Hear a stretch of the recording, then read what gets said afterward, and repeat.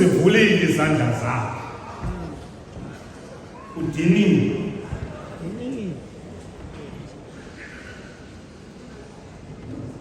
uthomnye umbhali xa edijongile une-18 hours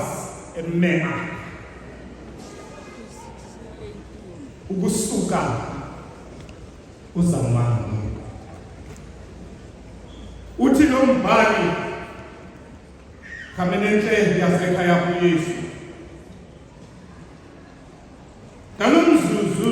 anikeza le ntetho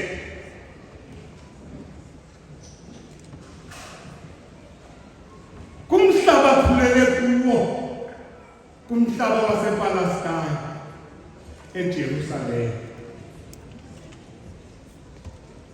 kwikhaya lakhe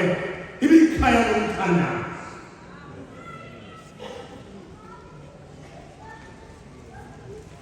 ithi lento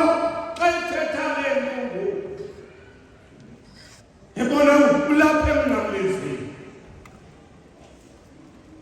ukhumbula umthandazo wakho kwakho ebekusithi xa uzawulala kuza kwenza umthandazo wekhaya ithi le ncwadi umoya wabantwana balapha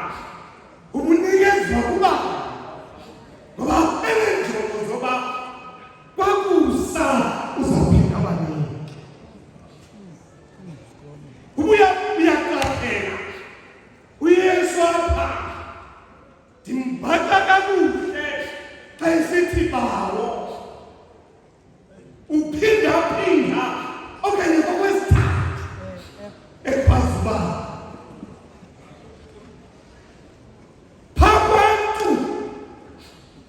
phabantu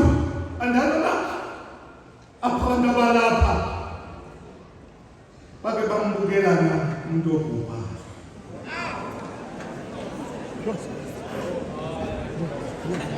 emnqamlezweni uCornelius ume apha ufuna ukuqinisekisa ukuba njani ubhubhile kodwa ndibona abantu abaningi xa umuntu ezawuphuma umphefumulo erhoxoza umuntu ejika eshiya ngoba akafuni ukumbona umuntu ongasekho bantwana bakathi ndifuna ukuthi xa isithi uYesu kule ndawo unikezela ngomoya wakhe kuyise uke wanexesha lokucinga ngoba uThixo umshiyile bantwana bakathi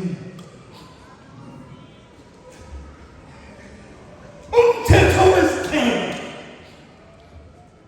okanye le namba yesixhenxe inamba le ecela into yoba khabelenhle yasekhaya uthi uYesu apha uwenza wonke umsebenzi uThixo ngesuku lesixhenxe wabuya waphumla bantwana bakaThixo ngesuku lesixhenxe waphumla ndimvuye Yesu ngenye imini xa izawukhojuka bantwana bakaThixo ngoba ngoku apha kuthiwa kuqala ubomi obutsha bamnawe mafosini khabekasekhaya xa kumane kusithi abantu benjenje elizweni kufika umfabe mnye ababethe bonke abantu babhubhe bantwana bakaThixo uyena uYesu apha uthi ngoku ndiyeza ngizomhlawulela ityala ngoba uke wathi xa kusithiwa ndingathuka banina wathi ndikho khabentasekhaya thuma emhlabeni ukuze bonke khabentasekhaya ndibahlawulele ityala uYesu apha kulo mnqamlezo uthi ngoku ugqityiwe laa krazuki ikhusele kwavuleka wakhwaza uYesu ngelizwi elikhulu wadanduluka bantwana bakaThixo